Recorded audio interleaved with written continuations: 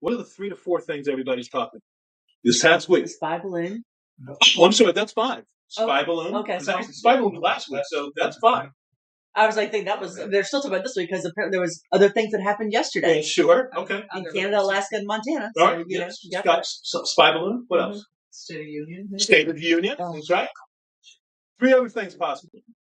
You got LeBron James. LeBron James, right? And LeBron James indirectly because of. Yep. What did he do? He got the highest scoring. Right. He overcame whatever the highest. Kareem Abdul-Jabbar. Yeah. Right. Thank you. I couldn't think of him. Right. And in the wake of similar stuff, all the basketball trades, all the big names were traded this week.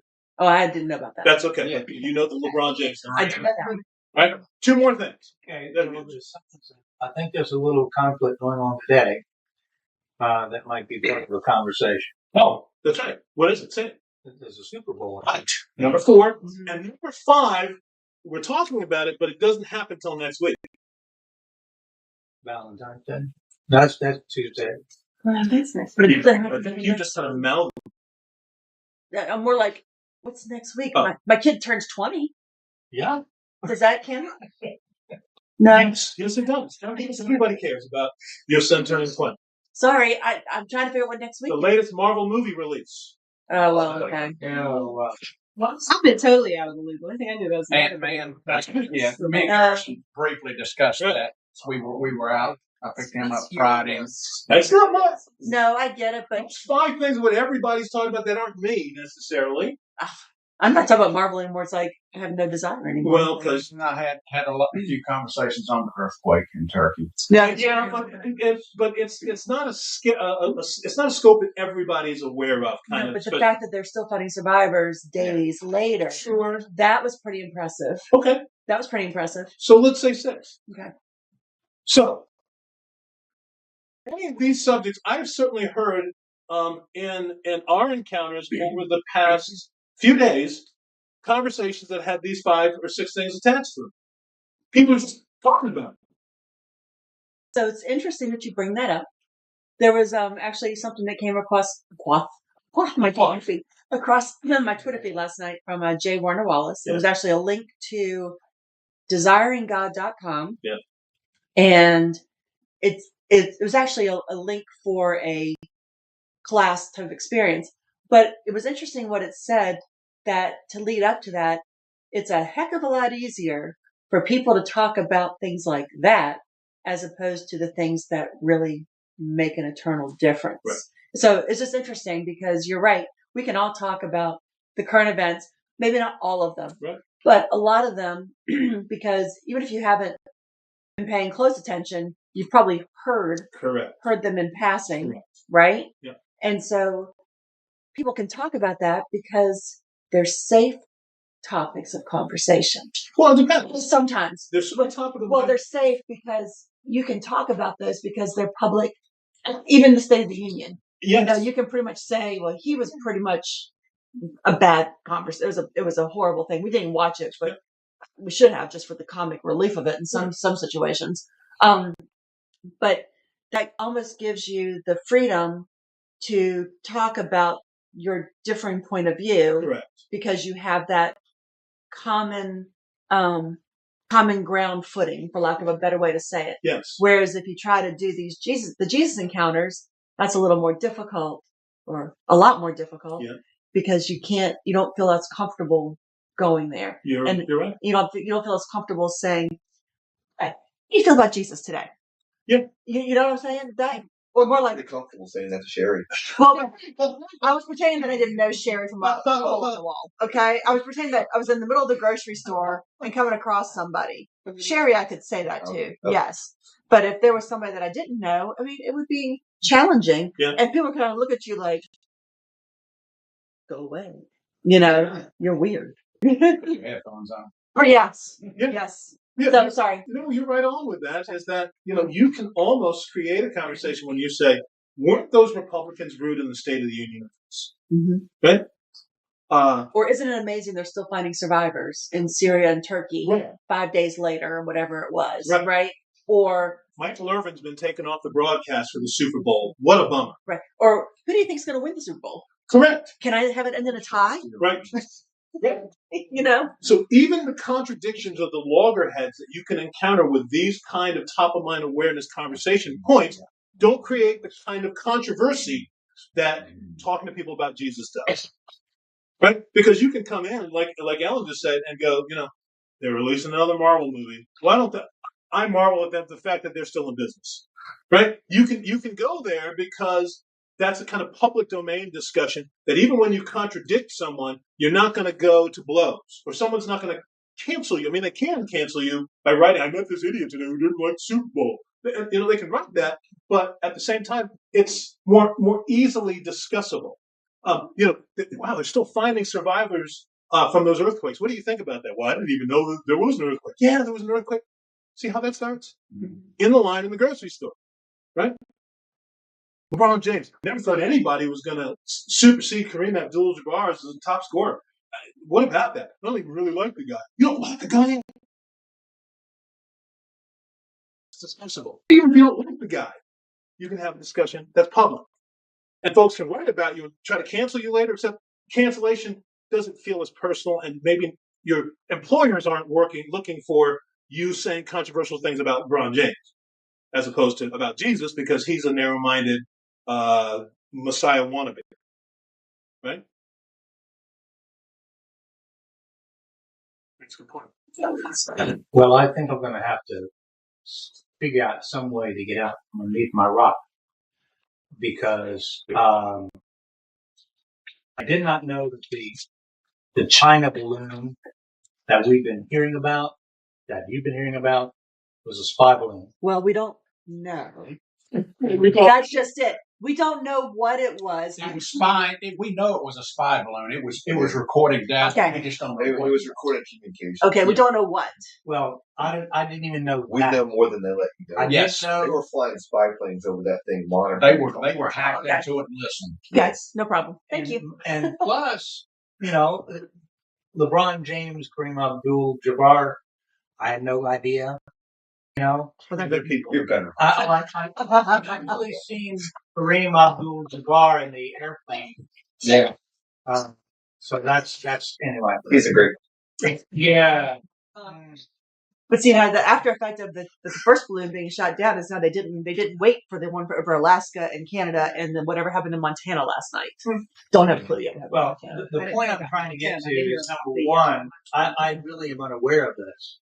But number two, the more visceral reaction we get when we bring up Jesus, I think puts a point on the importance of the Jesus discussion. If it's not that important to people, if it's not going to, even if they're wearing a jersey for one team or the other, they're still, in most cases, not going to go to blows with you. But when you start talking about, like I said, in most cases, and I mean, I did engage in a conversation with somebody, and it was a football thing, and their team was doing poorly, and I commented, well, I know folks that are Dolphins fans, and they're not excited either. So neither of those teams are going to be playing today. But anyway, my point is, I think it's a commentary on the importance and the depth of the conversation about Jesus, because it is eternal, and it does, we're going to talk about it later, affect the way we do things. It should. Agreed. And I think that there are so many folks that have this idea that, well, if I go down that road, it's not going to let me enjoy these things, Correct, quote unquote. Right. And the thing is, if you go down that road, it's going to also prevent you from experiencing these things, perhaps. Yeah, but I don't know that we think about what the joys and what the pleasures are going to be, because they seem unlike the pleasures already like. Yeah, well, that's what I'm saying. But the whole the discussion you had prior to a recording about pink, I'm like, okay, well, that's the same thing is true with, who was it? Starbucks? They don't want any Christian money coming in. So anyway, there is a very definite division in that regard as well. And it's much more important. It's much more visceral in our society than who wins at the end of today, for example. I concur, sir. I would suggest that even if we weren't, and I've gotten my head, my arms around the fact that we are a country based on Judeo-Christian principles, but we're not a Christian country. Correct. Right? But this still was a different kind of climate 40, 50 years ago. You could have this kind of discussion in the store, and it would be almost an interfaith discussion, right? About what makes Methodism different than being a Seventh-day Adventist. What's the difference between a Presbyterian and an Arminian? Someone practicing Arminianism.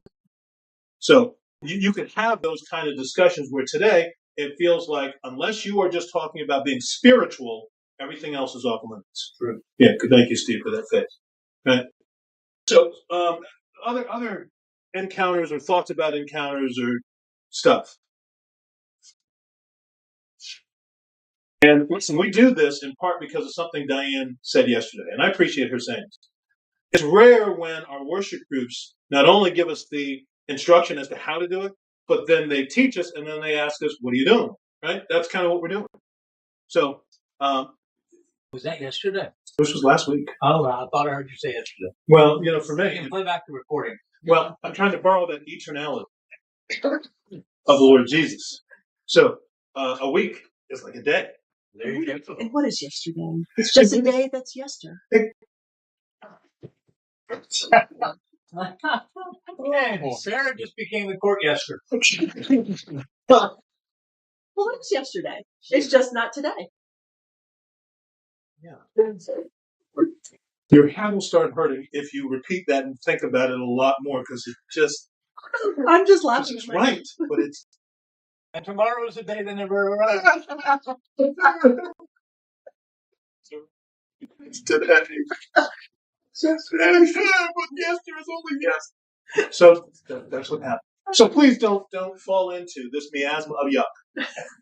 You continue to think about the days the way you think about them. Some of us will unfortunately have to think about what Sarah just said today, which will be mind-boggling for the next couple of days or weeks, depending on how it is that you pass time. So let me share with you a failure to launch. Uh-oh. And I knew this was happening while it was happening, and my wife was witness to this, and it was actually hilariously pitiful. Ooh. So Jesus in I think Matthew 5, and probably in like Luke 6, I think he says, paraphrase, love your enemies. Pray for those who persecute, right? And so this week I had an encounter that reminded me of why it's really, really, really hard to love your enemies, let alone love your families. Because by the way, when we finish this, I think, I think I might ask you about your 2002 project. So you guys have had a lot of time to gestate with those. So you should be ready and gurgling to be able to talk about those 2002 projects. But this week I was on the phone with somebody, and she identified, I was calling for a customer service purpose, and she said, hi, my name is Eunice.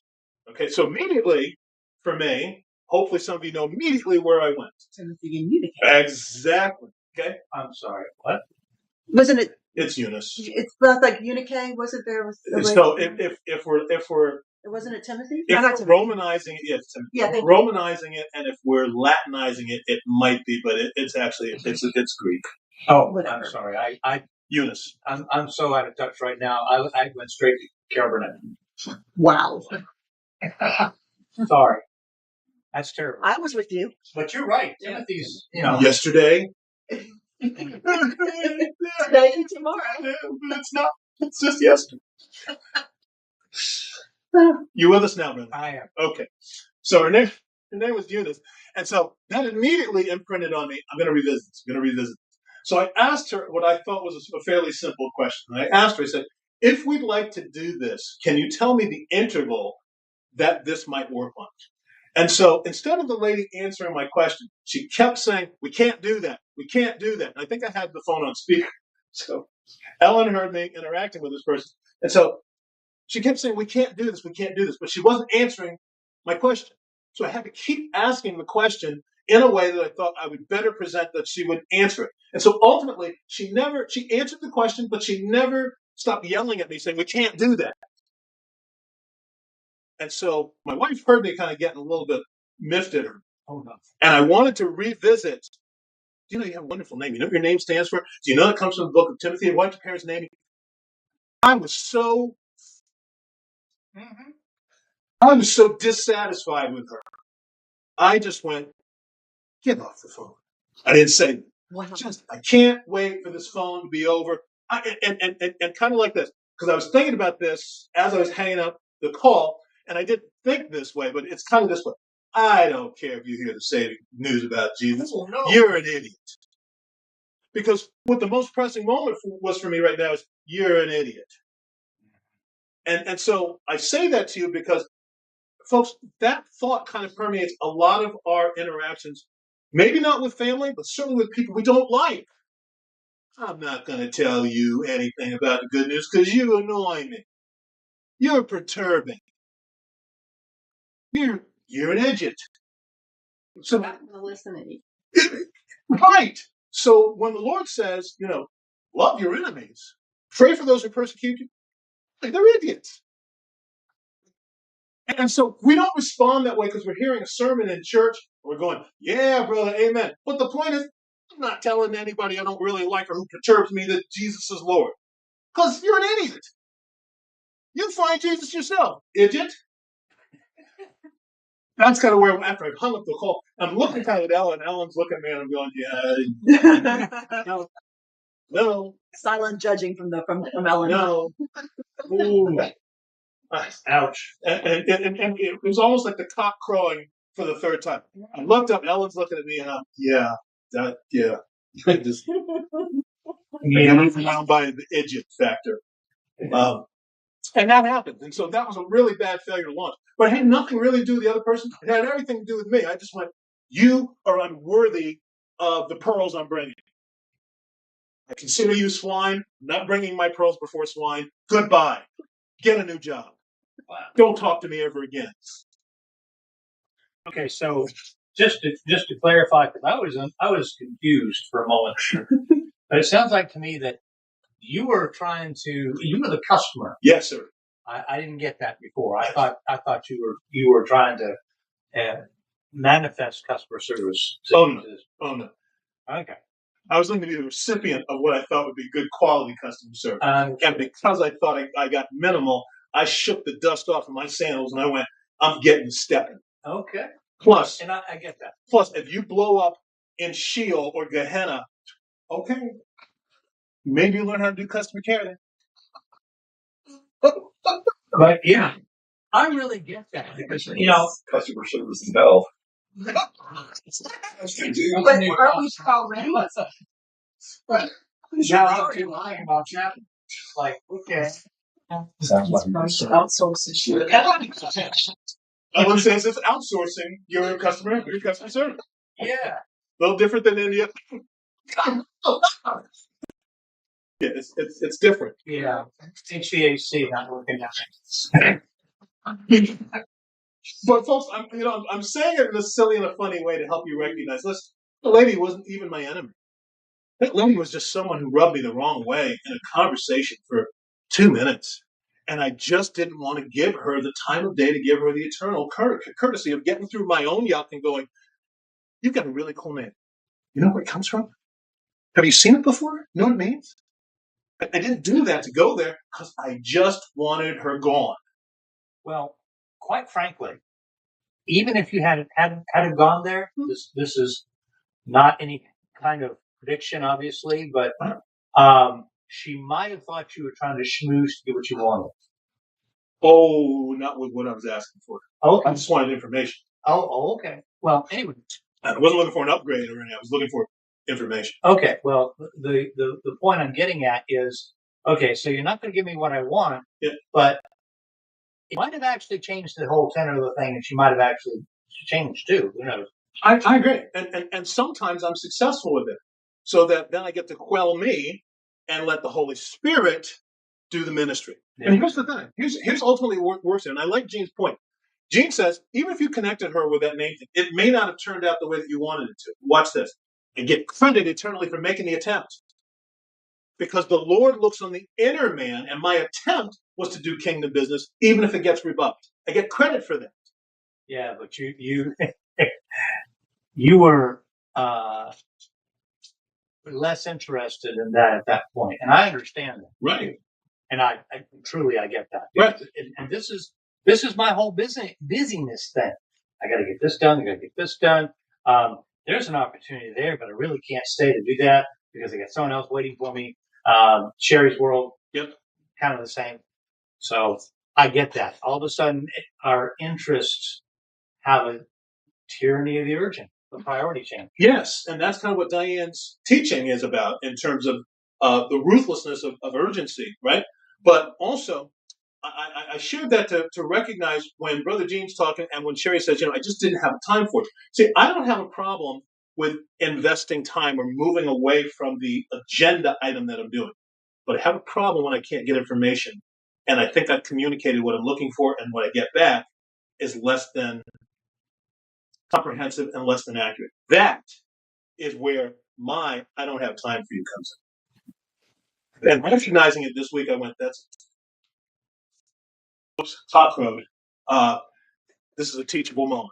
So this failure to get on board, I need to share this because sometimes it's not about the places that we're in or the time schedule. Sometimes it's that people rub us the wrong way, and we can't get out of the way. It's like if you're a Christian ambassador, or you're a diplomat, you had an opportunity to sit down with, say, a Saddam Hussein or an Osama bin Laden, and you're having diplomatic talks. Probably the least thing on your mind is, let me tell you about Jesus, right? In fact, the allegations probably weigh so heavily on you, you're going, I hope Gehenna's your next stop after this meeting. And that's not what we're called to do. But guess what? The fact that we can think that way, sometimes that's what we have to be candid and admitting to each other. That's how we feel about people and situations, because that's when the Holy Spirit can overcome us visiting and living in jerk store and going, you're not good enough to join the club. You're not good enough that Jesus should say, you deserve what you're going to get. There's a dude in the Book of Acts, again, description, not prescription, but he gets this, the French phone rings, and he answers it, and it's like, hey, you need to go see, and he goes, wait, who? He kills people like me. You should, what? Are you sure? We have this mentality even today. Do we really want to do that? I mean, is that what, did God really say that? So anyway, yeah, it's been 2,000 years and we still mess it. Yeah. And so when Sherry's sort of saying, is it the right time? Is it the right environment? I get that. Not necessarily because of the environment, but sometimes because of the person. Or you're dealing with a person, for instance, and I don't know that you guys have this. Gene used to have this, and this is the difference in maybe his locale now and where he is these days. But Ellen and I have, we have a group of friends who really, really like to visit. And I hate saying it this way because I appreciate it in the right way. I hope you guys know me well enough to understand this. Who regularly use very, very thick profanity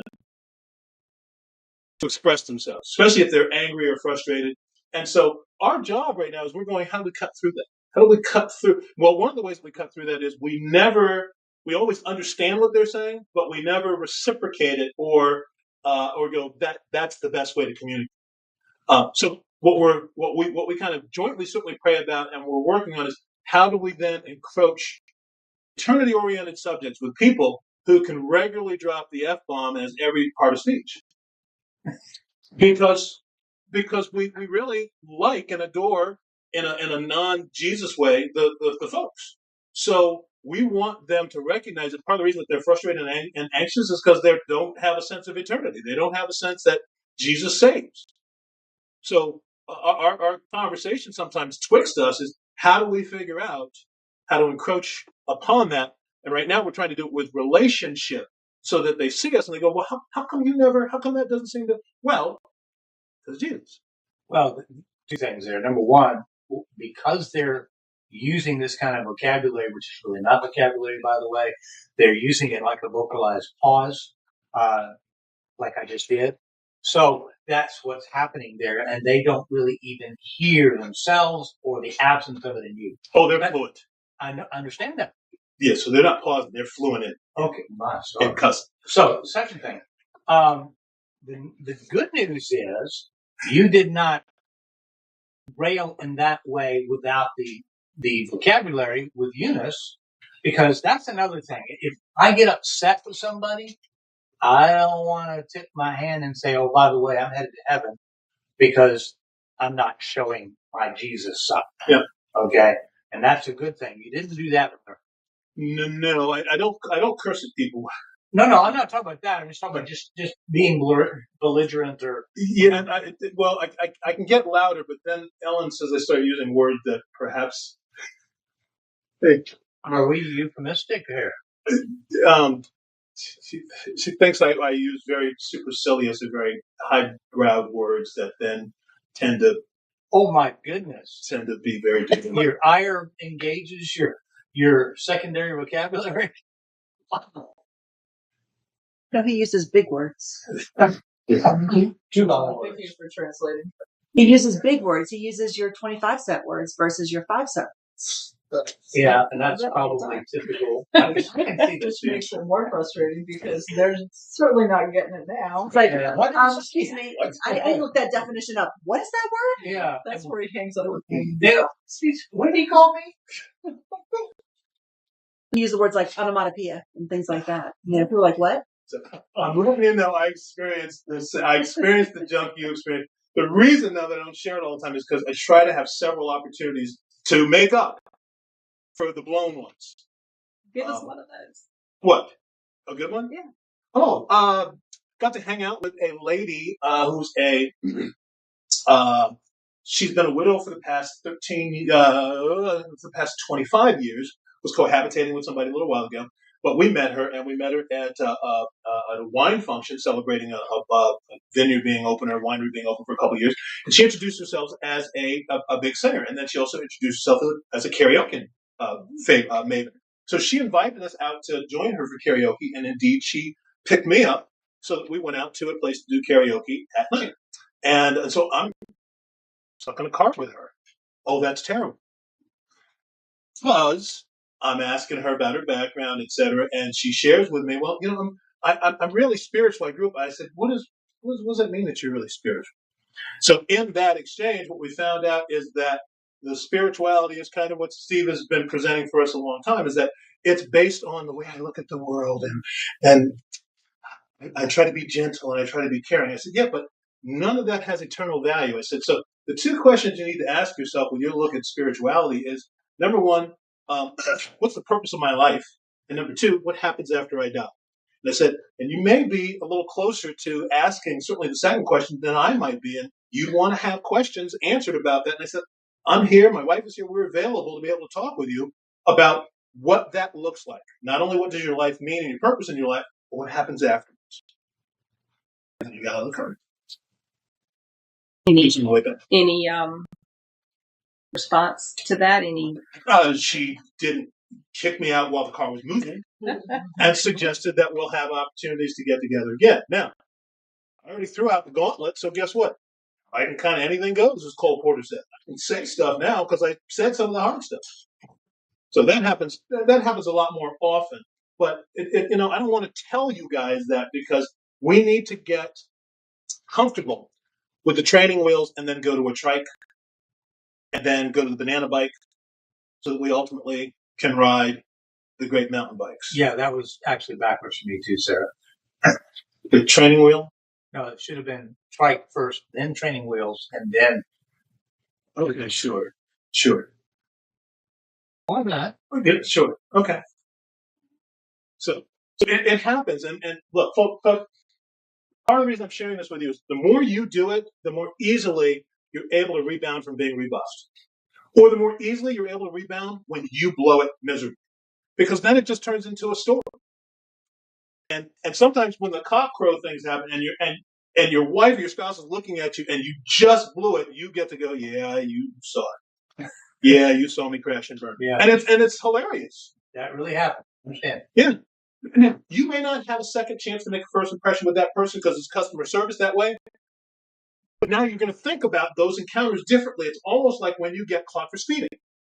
And you've heard me say this over the years. When you get caught for speeding in a bear trap, you never forget that you got caught there. So every time you travel there, you're always looking for bears. Yep. Code. I The pack code. Yeah, For the man. I Mr. Charlie. that. Yeah, because they used to wear these hats, Yeah. and some of them still do. Yeah. So I gave you all the stuff I know. It's probably today jargon, I don't know, but I gave you all the ones that work. But once you get stopped, you always remember that that's a speed trap. Same thing. Is once you have that top mind awareness and you go in with a Eunice and you go, similar phone call and somebody says, my name is Agape, and you go, what an opportunity. So you gotta hold your water and not throw up on the person so that you can ask the Agape question at some point in time in the conversation. And I'll remember that. That make sense? Yes, I've not encountered anybody with that kind of name, but You're not seeing people with a tan that's closer to mine. Precious, Yeah. Diamond, thank you very much. You guys know what I'm talking about. yeah, Okay. I just haven't heard that. Princess, Oh yeah, and Marvelous, Oh yeah. wow, Tomorrow, Well, wow, plays baseball. what? I was with you. I thought I lost you for a minute, but then I came back. Yeah, Okay. I had to understand what Okay. you were just saying. I'm with you. Why is tomorrow? Of course, Sarah. And the funny thing is, that routine is older than we are. Yes, but because we still like the right kind of malpropisms, Oh, we can appreciate word play. What you get it, man? I'm glad you're here. I'm glad you came. I'm glad we had this time. So I'm not going to present this to you until we have our break, but I want you at least to know it.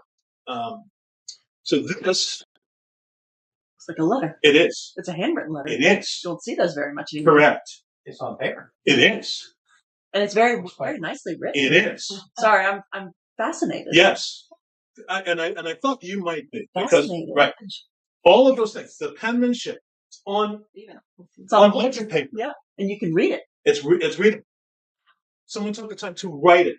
So part of the reason I kept this is because of all the things that you're remarking right now, but also because they took the time to do this. Because you can put this together with the right font, email it, or you can even print this and leave it for me. In fact, we got lots of those by interested parties as the house has been for sale. So it looks like it's handwritten, but then you open it up and you go, oh, it's just a program. So just the font. Mm-hmm. This was written by hand. This, let's see how to best present this. This is written by a misinformed person. Oh. Interesting. Intriguing. But it's 3 or 4 paragraphs because the person believed what they're doing is important, but misinformed. So this is from a Jehovah's Witness. Yeah, we got one. Right? It's from a Jehovah's Witness who came to the house looking for us, but we weren't there. And because we were on their assignment list in some regard, how they got it, maybe because the church sort of gives them a swath of folks to respond to, they didn't have a chance to encounter us. So she took the time to write us a 2, 3, 4, almost paragraph letter that explains that there's more to my life than just the mundane aspects of my life. Just the going from and to and coming and that stuff. There's more to it. And there's a God element that should be a part of what my life is. And if I want to know more, number one, I can reach her personally. She left her name and her phone number. and then also left me a website link to say, this is what you can also use in the meantime, and if you need to speak with me, you can. She didn't hand draw a QR code? She did.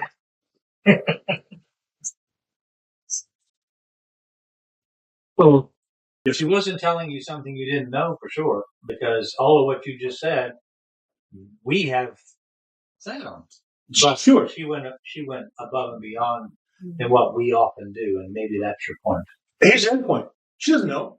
She doesn't know what I do or don't know. Understood. The sheer fact that she left you a letter with a way to reach out to her Yes. personally Yes. is pretty fascinating in this day and age. Yes. Because that doesn't usually happen. Because people don't want you. I don't want to leave my name and number with somebody I don't know. Correct. Because then they could call me. Right. And then I got to talk to them. Especially if you're a lady. Well, unless you'd like me to have my phone on. If I don't have your number, I'm not talking to you. But it's just the sheer fact that she took that extra step. Yep. She could have just rang the doorbell, said, nobody's home, and Next. just kept on going. Next thing. But she, right. Yes. But she took that time. Yes. I think you said she, right? Yeah. Took that time to leave a I guess a personal note. Right. Because there's something about personalization that tends to make a difference. Yes. Because if you got that personalization, that means somebody has taken the time, and I'm not just a number. Yes. I'm actually a person. Yes. I don't know if I'm saying that right. You're saying beautifully. Okay. Yes. From her perspective, though, and this is maybe a terrible one to say, do you think this is her way of still getting credit even though she didn't talk? Yes. But why doesn't it? But what should matter? Because she did what she did. Yes. Whether he or whomever does anything with it, that's on them. Right. She has done what she felt led to do. Correct.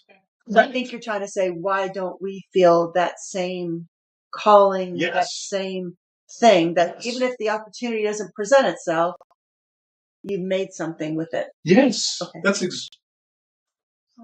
I know, I'm in your brain. I'm in your brain. I'm so sorry. It's pretty cool. Get out. Yesterday, today.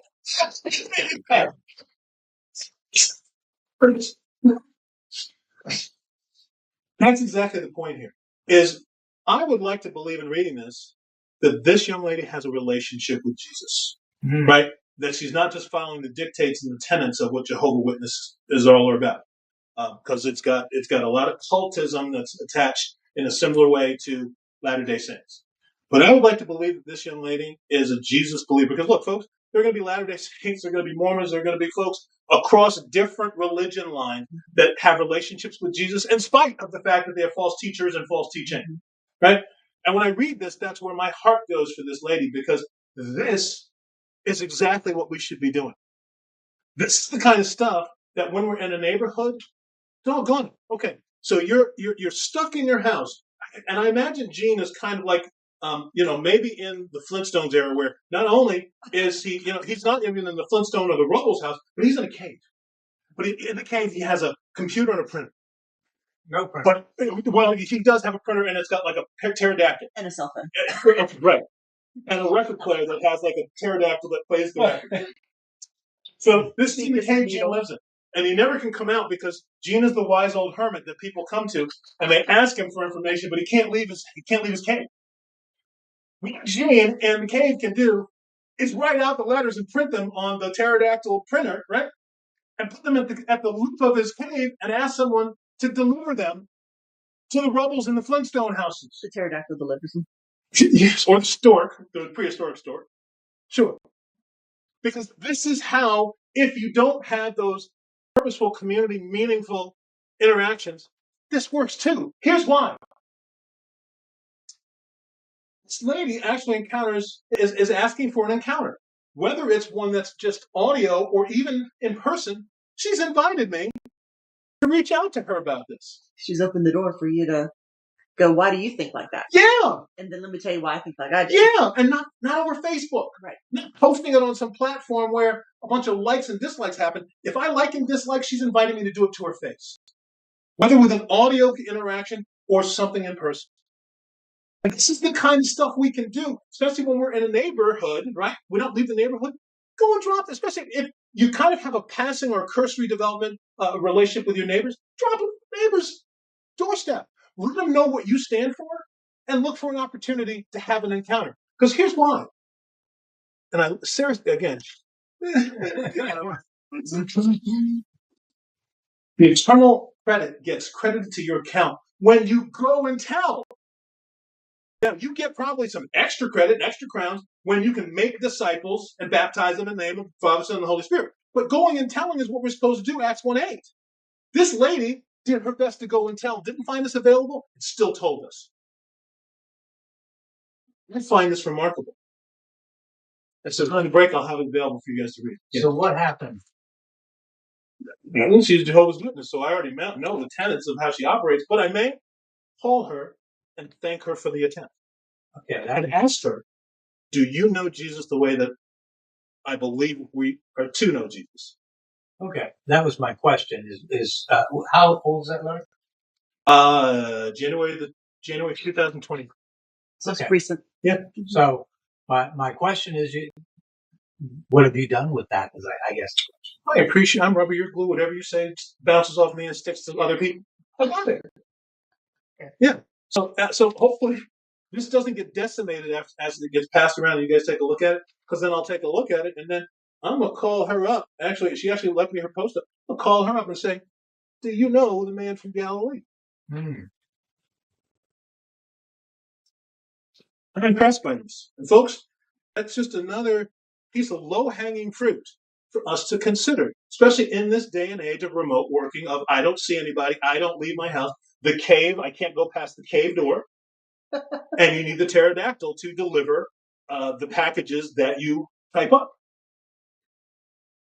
You know, and this has nothing spiritual with it, but when you put me in bedrock, my first thought was, we got 4 cats here, and he tries to put the cat out at the end of the show every single time. And the cat comes in and puts him out, and that's kind of the way I feel sometimes. Because the poor cat sometimes. Anyway, that's where I went with that. He's yours, Kathy. There's a lot of prayer that's needed in that message there somewhere, because if you own a cat large enough, But you went out. do that. Maybe we all should think twice about being in your home, because that sounds like it's a safety concern. So I hear you, brother. And the climate of your home, especially if you're believers, this is the key about the institution of family. We don't do this very well. We like our churches to do this. If our family is a Christian household, then we need to operate that. The top of mind awareness needs to be that which dictates how we live and move and breathe in our house.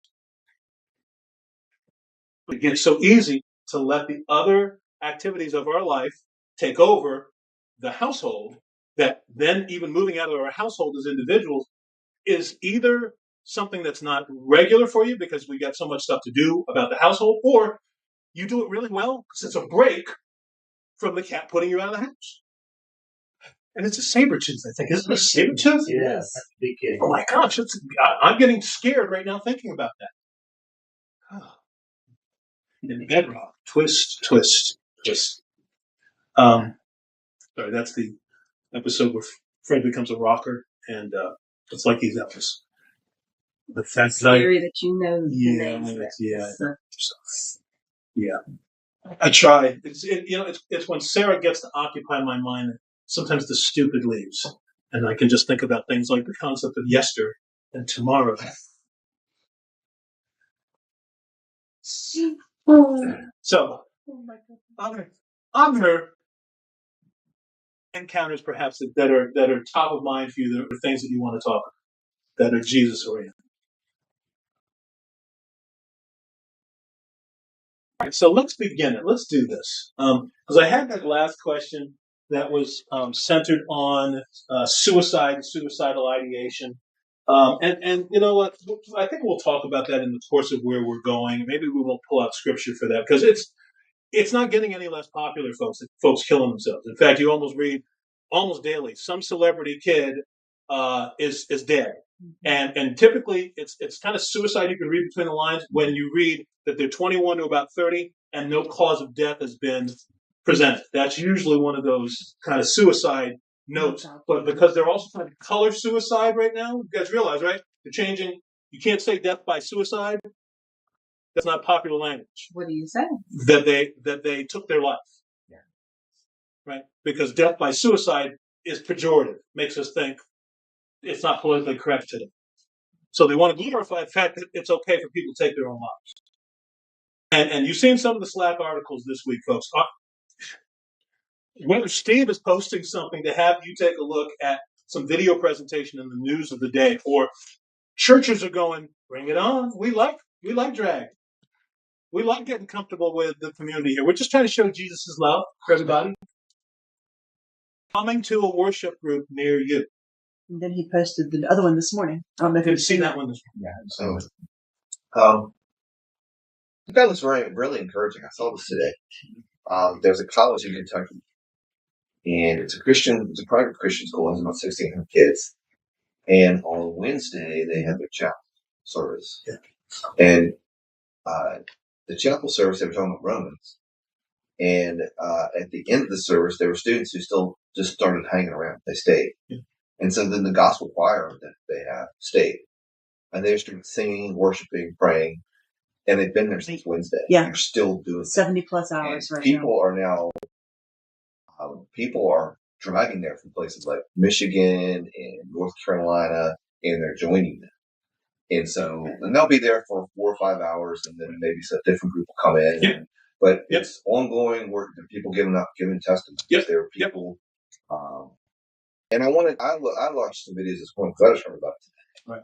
I was watching some videos from them this morning because when you see that, you're like, is this being forced? Is this a man-made thing, or is it a spirit thing? Yeah. And there are people that are giving testimonies and like, hey, I'm a missionary. I just got back from the mission field. I'm in North Carolina. Heard this was going on, and I thought, hey, I would drive over and check it out. So he drove there to check it out. He's like, let me tell you, I've been in the mission field and I've seen this happen in other countries, third world countries. Right. I never thought I would see it in the U.S. He says, I've been praying to see it in the U.S., and here it is. So, like, the Spirit is moving here with these people. You watch these people praising and jumping up and down, and they're singing. And now, you have the people that are seem to be a little bit out there. fanatical. Yeah, that are drawn to this because there was a guy who got up and he said, I just felt like God gave me a word where you just have to have a little bit of faith. And he held his hand up to, let me give you my faith. Yeah. Like, you can't. Yeah. But then there are other people that you can tell aren't like that. There aren't that out there. So it was really encouraging. So I'm looking forward to taking some time and saturating in that after we finish today. Because what you just found neat and delightful, that's what I'm hoping we become. That kind of and I like how Steve says this, is that there are people probably spontaneously when there's a break giving a testimony, right? And there's music, because see, music and testimony and teaching and preaching, all of that stuff moves people differently. And I would hope also maybe the spontaneous prayer that happens. Yeah, they're right? praying. They're praying. Yeah, they're singing and they're giving testimonies. Yeah, so folks, the Lord inhabits our praise when that happens, right? And what we typically do, and I'm going to stop after this because what Steve said is just so huge, and I would hope that we all sort of want to just bathe in it for a bit, is we limit the opportunity for the Lord to move among us on Saturdays to about an hour and a half. And he better move quickly, and he better do it in a way that doesn't put me out at all or linger too long, because I got stuff to do. Football. I got it. Don't know. Completely. And I got to do lunch before I do football, and then I got to make sure there's enough snacks. So the Lord's got to move in enough time that I can get out and do my shopping, the Super Bowl, do the invites, the house gets prepared, and I got lunch. And so when Steve talks about people kind of coming and going for a spell, folks, that's kind of I would like us to be so worshipful that folks are recognize that the Spirit is amongst us through not just because people think it's relegated to praise and worship music. It's not. And the teaching that we get, and I can hear this from Brother Gene. And I don't know that churches do it the right way. Maybe they have a Warner Wallace that's a part, Warner Wallace that's a part of their congregation. But we should be able to almost feel the Spirit of the Lord moving in the presentations that Steve brings through the ministry that he has. When Gene is opening up the doors to say, what do you know about this? The Lord gave me teaching about this. What do you know about this? That interaction says there's an opportunity for you to be able to say, I don't know nothing about that, or this is what I think I know about that, and then have it shaped. And that's exciting.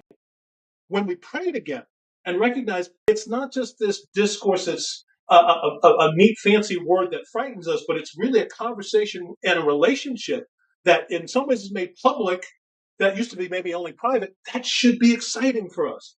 And then there's the music.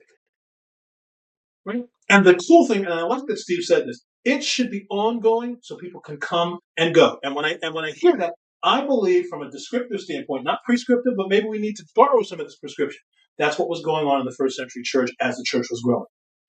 There was worship always breaking out someplace because the good news was so impacting and affecting people. They had to tell, they had to sing, they had to give praise in public. And folks, because we don't get our town, their town so well, public prayer was a thing back then. That's why in Matthew, when we read about the tax collector beating his breast and saying, I can't even look toward the hill because I'm just not worthy. Well, Pharisees would regularly, they publicly pray, in part because they were supposed to, and it was cool. When they did it, they drew a whole lot of people, and people would go, Rabbi, Rabboni, because it was cool. And prayer was a very active, loud part of the culture. I would even tell you, going back to Samuel. When you see Samuel's mom, ladies praying, although she was praying silently, and that's partly why Eli responded the way that he did, because she was praying silently. So we have so westernized and compartmentalized, privatized our faith.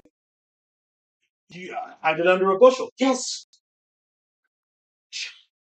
Hide it under a bushel. Yeah. Let it shine. What he just described as the absolute opposite. So I'm going to get excited looking at that stuff that you posted today, Steve. Thank you.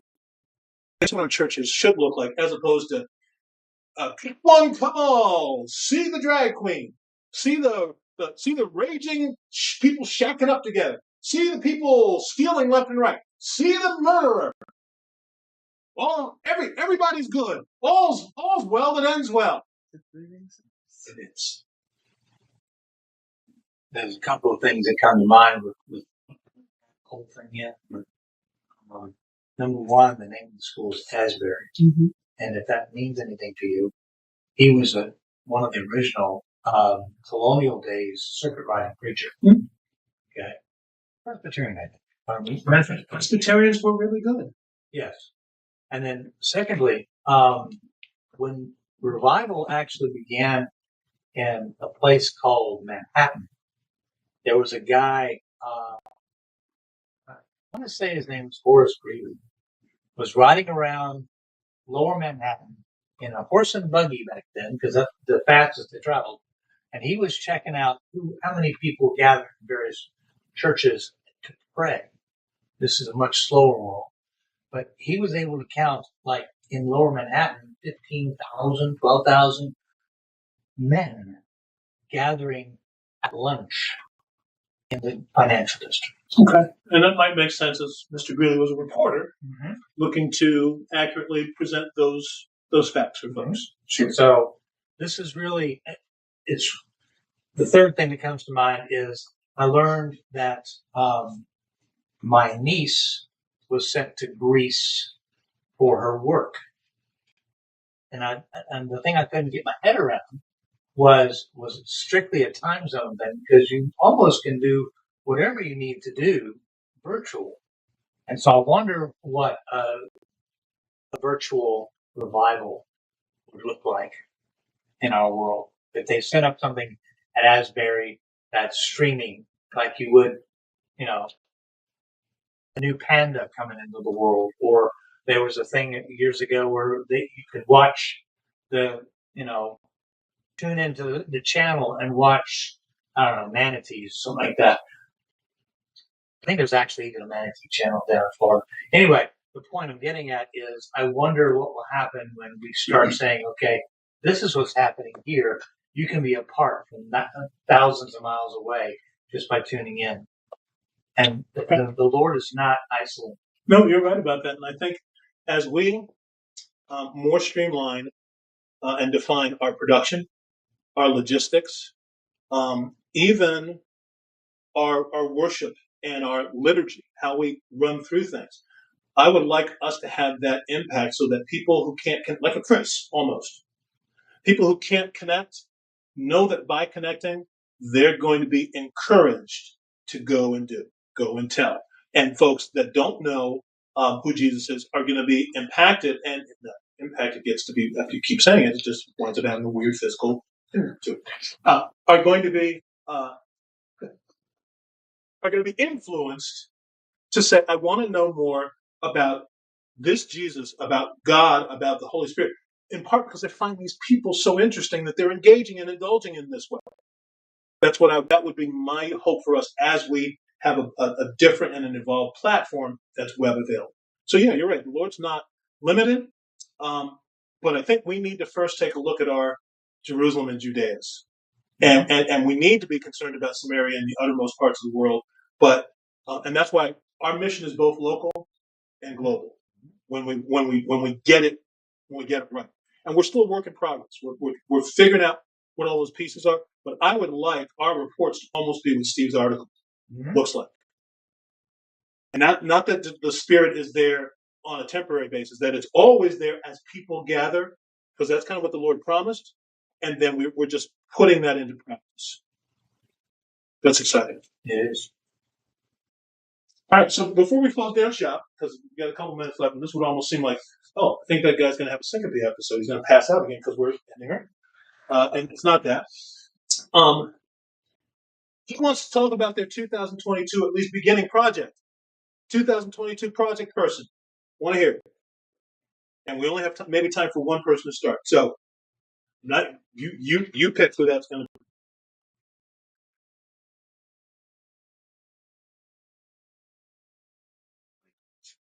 It's pretty easy. I have a very small family. So Everybody believe it? Almost. There's well,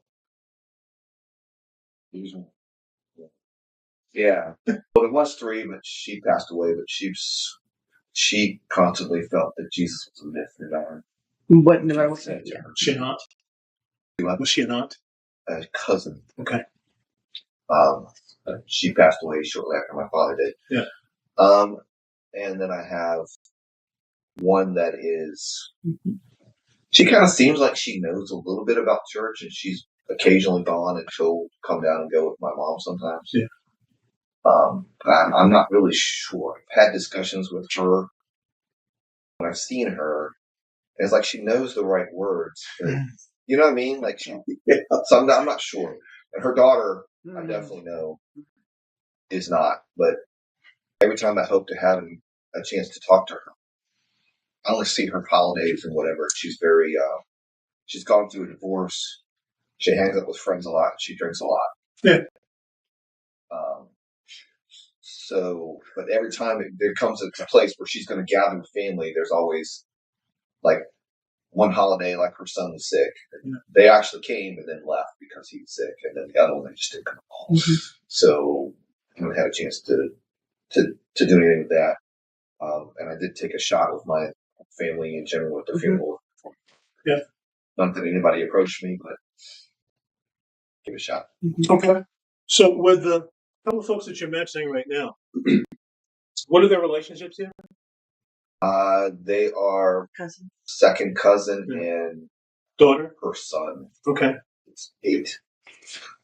Okay. It's not that an 8-year-old can't hear the good news and have a life change, but the 8-year-old hasn't done life yet. So yeah, this 8-year-old his parents are divorced.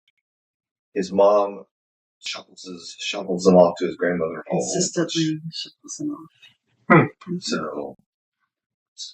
So it's one of those I would call it a generational curse if you think about it, because her mom and her got divorced because alcoholism on her father's part. Yeah. Now she's divorced and she's drinking a lot. Yeah. So it's a generational thing. I appreciate sometimes the way that you present things, Steve, in that what you're describing is a generational curse, but that's not how churches regularly teach it. Sometimes they really teach that that the Lord smited. Sound very. He blew it up. Well, I'm trying to figure out the right tense. So the Lord blew up somebody in somebody's family because they were unrighteous, etc. And then the Lord is going to actually do the same to someone, to that person's son and daughter, and then he's going to do it the same to the next generation. And that's not it. It's what Steve talks about, is that sometimes that cursing down to the third generation happens because of our habits, our predilections. Consequences. Yes. And so we see one of those big examples of what Steve's talking about in Abraham, that's passed down to Isaac, that gets passed to Jacob, that gets passed even to Joseph. And what that is there's a pride amongst the four of them that basically says, I favor one kid over the other, and you can't tell me which one to favor different. And if you take a look at all four of those guys, they have episodes where they obviously favor one son over the other. And so the generational curse that Steve is talking about is partly because of our sin nature, and then the decision making that we make that says we don't put it in the Lord's hands, we're going to take care of it ourselves. And it creates issues that then become issues generations. And look, I've heard many a church teaching about strongholds, right? That's there. Right? And I'm not saying that they don't exist. But what Steve is talking about, this curse that the Lord's referring to, is not necessarily a demonic stronghold. This is this is the stuff you bring, the consequences you bring on yourself because it's stupid. Mm-hmm. And this is the kind of stuff we're inclined sometimes to say, the devil made me do it, and the answer is no, he did not. He is not worried about your little behind. You did that, and then you passed that same habit on to your kids, who passed it on to their kids. So they're not strongholds. But you got to know when you're looking at a demonic stronghold versus a people-made piece of junk.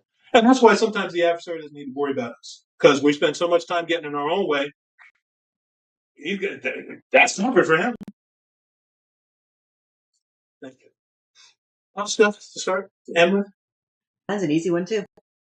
Yeah. I give it an A for abysmal. Okay. No, because honestly, I have not seen my family since my dad's funeral. That's a terrible testament. But I can say that because they have planned stuff, but they planned stuff for Daniel's graduation. Yeah. They knew that we weren't going to be there. They knew we couldn't come. Yeah. And then they planned stuff on Sundays. And they have known for years Sundays are not good days for us because we have other priorities. Right. So I honestly have not seen, other than my mother. Yeah. I did see my sister, right? And I'm pretty sure she's a believer, just with what she does. I'm pretty sure she's a believer. Sure, the theology of some of those folks. Right. But I think she's also a seeker, okay? Yes. But I have not seen anybody since my dad's funeral.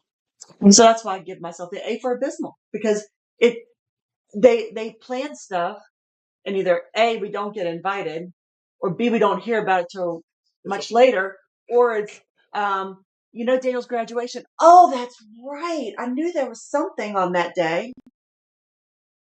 A also for avoidance. Yep. Me for them. Well, it sounds like they're looking to avoid you guys. And that could very well be. And so they get an A. Mm-hmm. By the way, your grading system would turn the SOLs absolutely on their ear. Oh, well, Wow. Oh, we're getting rid of yeah, it don't matter. She's regularly kicked out of church, and our family's. Well, we will talk more about this when we get to this study, because we'll talk about it. But believers, you should have a figurative target on you someplace. There should be a target on you. And the challenge will be, once we get to this study, if you don't, that may suggest a whole lot about your relationship with Jesus. And a whole lot is going to get in its way when it is that you're influencing the world for the kingdom. Okay? Yeah, see, it's beginning resonating because We need to change our You statement. said something. well, we're at that age, and it's like, okay. I think we need to change that statement then. I don't understand what you say impacted, I'm thinking wisdom. No, another kind. Lower. Oh my. Really? Yeah. My friend, this is how we can be of the kingdom and then be fun people at the same time. Because we live real life, and sometimes real life is some funny stuff. And sometimes church people are afraid to laugh at funny stuff, even when you're thinking about it. That's what makes church sometimes really funny, is when stupid stuff happens in church and people pretend it's not happening. See, you know what I'm talking about. Church is way funnier because something happens and somebody wants to go, that just happened, and you can't. So what do? Oh no, you start laughing. You're trying to hold it in. If you ever see my brother do that, he's trying to hold it in. And that pretty much is going to make everyone else laugh. But in our church before, that was not being held in. It's Well, like, and that's why we stop and enjoy the funny a little bit, because sometimes church people seem like plastic people. Like we don't know stuff that happens in real life, but we do. And if the preacher, the pastor, somebody says some funny combination of words, sometimes we just need to take a stop and say, "Did you say doo-doo?" Right. See, okay, for you toilet humor people, that wasn't really that funny. But you understand what I mean. oh no, what's No, I was just thinking of other instances.